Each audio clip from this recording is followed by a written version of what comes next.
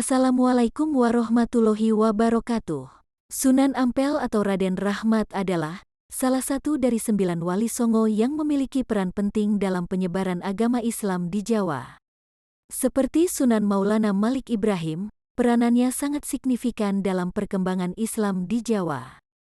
Banyak yang menganggapnya sebagai figur utama di antara para wali karena melalui pengaruhnya, banyak pendakwah Islam terkemuka lahir di Jawa.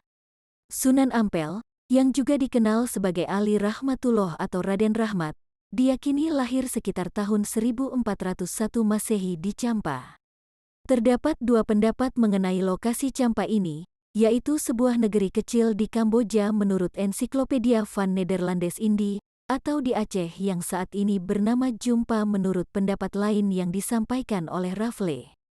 Gelar Sunan merujuk pada status keilmuannya, sementara Ampel atau Ampel Denta merujuk pada tempat tinggalnya di Ampel, sebuah daerah di sebelah utara kota Surabaya, Jawa Timur. Sunan Maulana Malik Ibrahim atau Sunan Gresik, yang merupakan ayah dari Sunan Ampel, adalah keturunan Syekh Jamaluddin Jumadil Kubro, seorang ulama Ahlus Sunnah Syafi'i asal Samarkand, Uzbekistan. Di balik keluarga kerajaan Majapahit, terdapat seorang wanita yang memiliki peran penting dalam sejarahnya. Ia adalah Dewi Chandrawulan, ibu dari Putri Dwarawati Murdiningrum, saudara kandungnya. Dewi Chandrawulan merupakan istri dari Raja Majapahit Prabu Brawijaya kelima, dan melalui pernikahannya, mereka memiliki seorang putra bernama Raden Fatah. Sunan Ampel mempunyai dua istri yang bernama Dewi Karimah dan Dewi Chandrawati. Dari Dewi Karimah, beliau memiliki dua anak, yaitu Dewi Murtasih atau istri Raden Fatah, dan Dewi Murtasimah Permaisuri Raden Paku atau Sunan Giri. Dewi Chandrawati, istri Sunan Ampel, memiliki 5 anak, yaitu Siti Syariat, Siti Mutmainah, Siti Sofiah, Raden Maulana Makdum atau Sunan Bonang, dan Syarifuddin, Raden Qasim atau Sunan Derajat.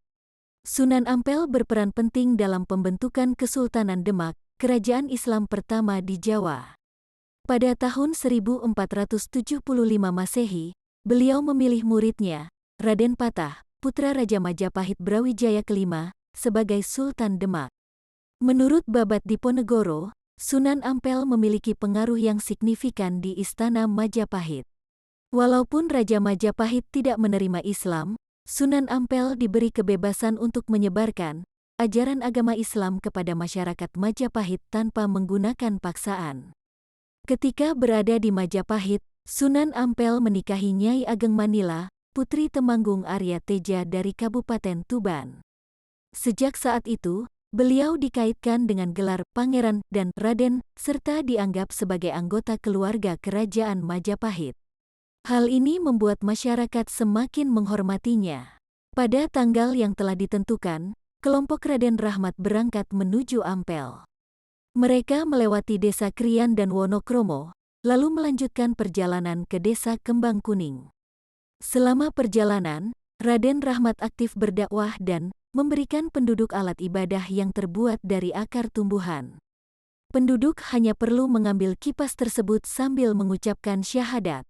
Seiring berlalunya waktu, jumlah orang yang mengikutinya meningkat. Sebelum mencapai Ampel, Raden Rahmat mendirikan sebuah tempat ibadah sederhana di Kembang Kuning, yang berjarak sekitar 8 km dari Ampel. Tempat ibadah tersebut kemudian berkembang menjadi sebuah masjid yang luas dan indah, yang dikenal sebagai Masjid Rahmat, yang masih berdiri hingga saat ini. Ketika tiba di Ampel, langkah awal yang diambil oleh Raden Rahmat adalah mendirikan sebuah masjid sebagai pusat ibadah dan penyebaran dakwah.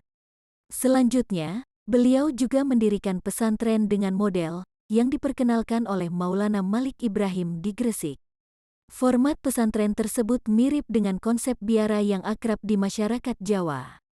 Mereka yang mencari ilmu disebut santaris, berasal dari kata sasti, yang berarti orang yang menguasai kitab suci agama. Siapapun dari berbagai lapisan masyarakat dapat mengikuti pengajaran Raden Rahmat. Meskipun beliau mengikuti mazhab Hanafi, beliau sangat toleran terhadap mazhab-mazhab lainnya. Santrinya diberikan kebebasan dalam memilih mazhab. Pendekatan netral ini menarik perhatian terhadap pendidikan di Ampel, yang membuat nama Sunan Ampel menjadi terkenal. Beliau wafat pada tahun 1481 Masehi di Demak, dan dimakamkan di Ampel, Surabaya.